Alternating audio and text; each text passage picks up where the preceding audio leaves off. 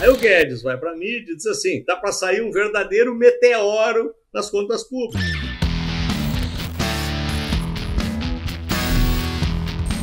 Olá, amigos e amigas da Focalize, sejam muito bem-vindos aqui ao nosso bate-papo da sexta-feira, aquele momento onde passamos o resumo da semana, tentamos entender o que está acontecendo no contexto como um todo e, obviamente, sempre buscando algum tipo de projeção, algo que tente iluminar aí o caminho de vocês nos investimentos. E essa semana eu resolvi tentar desafiar um pouco e responder uma questão que vários dos nossos clientes e alunos têm indagado aqui para o nosso time, de por que o Brasil está tão atrasado em relação ao restante do mundo neste momento específico na projeção de preços da Bolsa de Valores. Na verdade, não é nem projeção, é preço efetivo, né?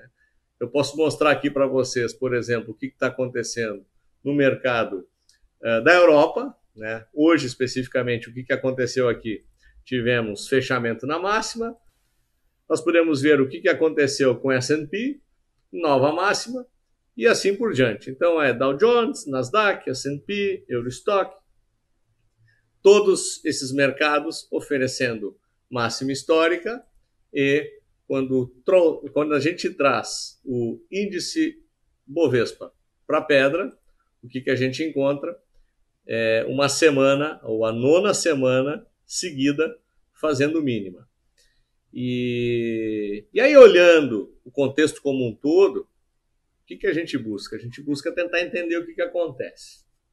E eu vou pegar essa semana especificamente como exemplo, porque fica mais fácil, as informações estão bastante recentes, são bastante frescas, e a gente consegue até traçar uma analogia reversa e fica um pouco mais fácil de entender. Vamos olhar o caso específico dessa semana. Nós tivemos 3 casos bem específicos de informação que o mercado fica confuso. E o tal do mercado, a coisa que o mercado menos gosta é da incerteza. Se tem uma coisa que nós temos certeza é que o mercado não gosta de incerteza. E quando a gente não consegue visualizar a possibilidade do que acontece na próxima semana, isso reflete-se invariavelmente nos preços.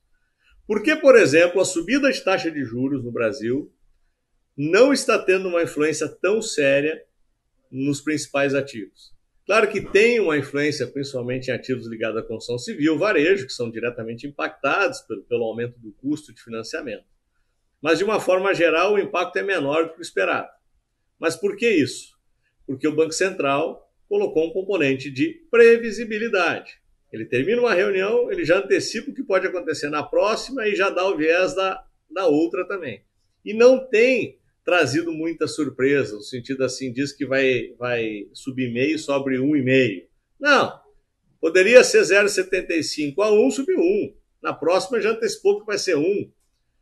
Falou que poderia terminar o ciclo a 6,5 e talvez tenha que elevar para 7,5 até o final do ano, porque eles querem definitivamente acabar com a inflação, que é um problema sério. A gente já conviveu muitos anos com isso. Então, entende-se esse contexto de previsibilidade e esse impacto acaba sendo um pouco menor. Tem impacto negativo? Tem, mas ele é um pouco menor. Agora eu vou dar os exemplos da imprevisibilidade. Olha só, saiu essa semana a notícia que o presidente do Senado entrou com um projeto de refis, que não é nenhuma novidade, a gente vira e mexe, tem essa ideia do perdão da dívida dos devedores, mas onde é que está a imprevisibilidade? Quando o mercado vai para o Ministério da Fazenda e diz assim para eles, olha, faça uma ideia do impacto disso em relação ao que se abre mão, qual é a renúncia fiscal aqui para esse novo refis. E o Ministério da Fazenda diz assim, nós não sabemos ainda, não temos ideia. Pô, mas de onde saiu esse projeto? Né? Componente de imprevisibilidade. Dentro da mesma semana, sai uma decisão do STF em relação aos precatórios que existem dentro do orçamento brasileiro, existem precatórios a ser pagos aí no universo de muitos anos na frente, mas especificamente esse lote agora, em torno de 90 bilhões, não estava orçado na peça de 2021. E foi tipo um julgamento mais rápido. Aí o Guedes vai para a mídia e diz assim, tá para sair um verdadeiro meteoro nas contas públicas. Então, a principal figura da área econômica do Brasil comenta que um meteoro vai cair sobre o Brasil, nossas contas públicas já são um desastre, com mais 90 bi. Isso torna-se realmente um problema muito sério. E para completar todo esse imbróglio, nosso presidente anuncia que o aumento do Bolsa Família vai para R$400, quando na verdade o aumento deveria ir para 270, na verdade ele vai ser votado para 270, e com a criação do Fundo Brasil, que é um fundo onde irão ser alocados recursos das privatizações, recurso da venda de imóveis desocupados da União, ou seja, receita parada. Esse é projeto lá do Salim Matar ainda, logo do início, que se for tocado para frente, vai gerar recursos que serão alocados nesse Fundo Brasil, e ainda os dividendos das estatais, exemplo, a Petrobras agora, que anunciou um super dividendo. O Estado, o governo brasileiro é o principal acionista, então vai entrar um volume significativo de recursos nesse fundo. Daí, qual a ideia do fundo? Esse fundo financiaria a possibilidade de levar de 270 para 400. Só que o Bolsonaro, ou por engano, ou por não ter entendido direito a proposta, declarou 400, quando na verdade deveria ser 270. O que o mercado lê? Meu Deus do céu, é refis que o Ministério da Fazenda não sabe o impacto. É um precatório de 90 bi, que a gente não sabe como é que vai ser pago. E um Bolsa Família, que num primeiro momento, quando tu diz assim, vai desse valor triplicar, o impacto nas contas públicas, ninguém sabe de onde vai vir, né? Vira um caos, sob o ponto de vista fiscal, cria uma insegurança, e a cereja do bolo foi ainda toda a narrativa, né, que o presidente Bolsonaro vem trazendo à pauta, criando uma série de desconfortos, principalmente em relação aos outros poderes, especialmente o STF. Teve uma reação duríssima do ministro Fux, né, dizendo, olha, vamos parar com esse negócio, né, porque está começando a ficar sério. Então, quem acompanhou o aftermarket depois da declaração do Fux viu que derramou um pouquinho mais os mercados. E aí, quando a gente coloca o gráfico da Bolsa, o que a gente vê? Esses 2 dias aqui, o mundo subindo, e nós fazendo mínima, especialmente ontem, quando tínhamos algumas notícias muito boas, especialmente do resultado da Petrobras. Então, esse resultado aqui, essa cotação do Ibov ontem, só não perdeu mínima porque a Petrobras tem um peso significativo no índice e trouxe os preços para cima. Senão, invariavelmente, provavelmente nós teríamos fechado abaixo dos 121. Aí o que acontece hoje? Bom, aí vamos agora para o outro lado. Ponto a ponto. Refis.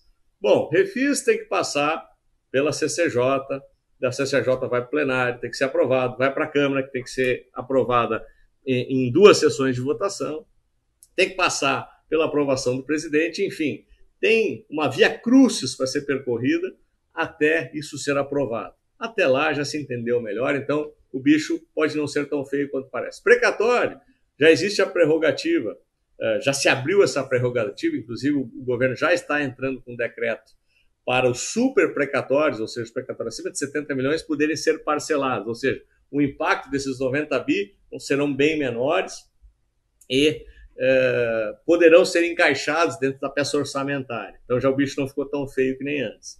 E foi esclarecida essa gafe do presidente em relação aos R$400, se explicou o Fundo Brasil, e aí o mercado voltou a acalmar-se, e aí, depois de bastante tempo, começamos a recuperar, e provavelmente, deixa eu dar um gráfico semanal aqui para vocês, fecharemos a semana no positivo. Então, depois de 9 semanas, né, a 9ª semana aqui marcando mínima, ao menos o índice está fechando no terreno positivo, né, dando uma sinalização de que os 121 mil pontos podem ter sido o suporte. Agora, para fechar o quadro, né, de por que estamos tão atrasados em relação ao restante do mundo, se voltarmos a algumas semanas, sempre tem um componente de insegurança, principalmente no espectro político, atrapalhando o nosso comportamento de preços aqui no Brasil.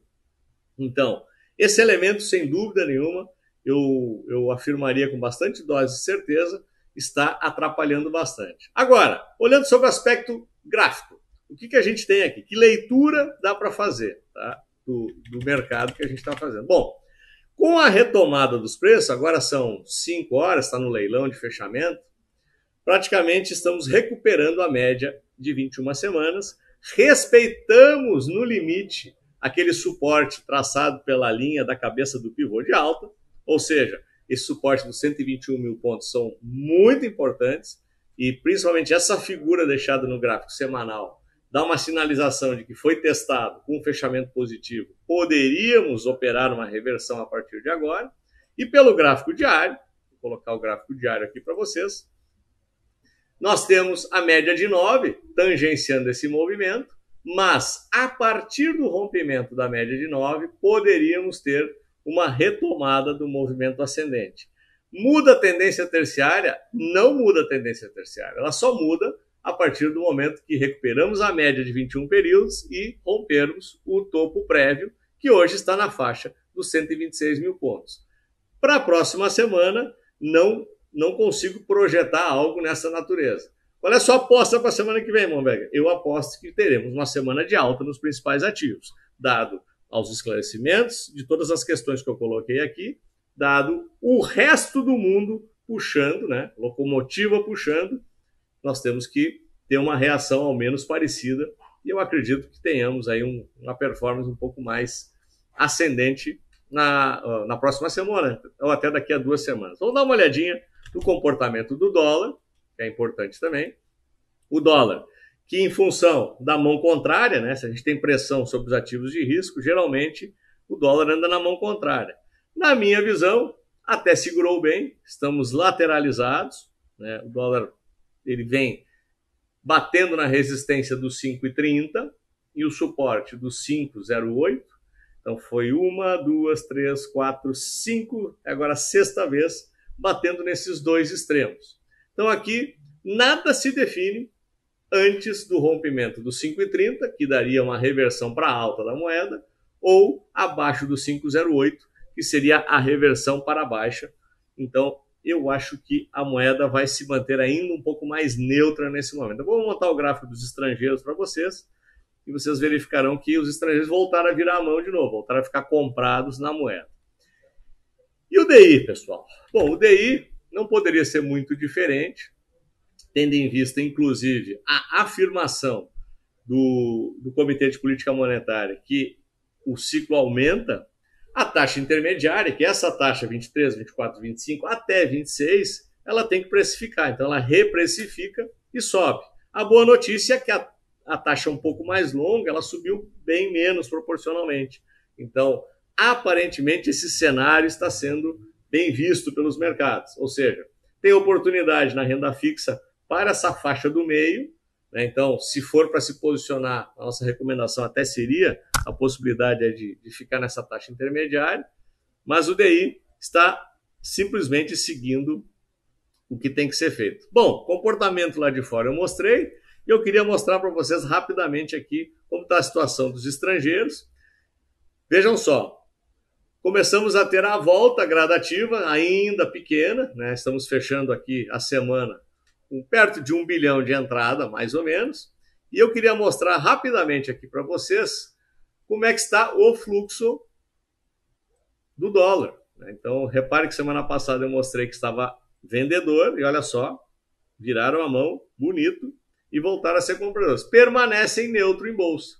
Ou seja, ainda não estão tendo uma influência muito grande, nem para empurrar a bolsa para baixo, nem para alavancá-la novamente para cima. Então, talvez com essa nova entrada de capital que estamos vendo no mercado, né, pequena ainda, mas já virou positivo, quem sabe não tenhamos aí um impulsionamento aí nos principais ativos para que a gente veja a nossa bolsa não buscando. Eu acho que é difícil buscar. Eu e o Júlio fizemos uma projeção aí, se nós estivéssemos mais ou menos em linha, teríamos que estar em torno de 135 mil pontos.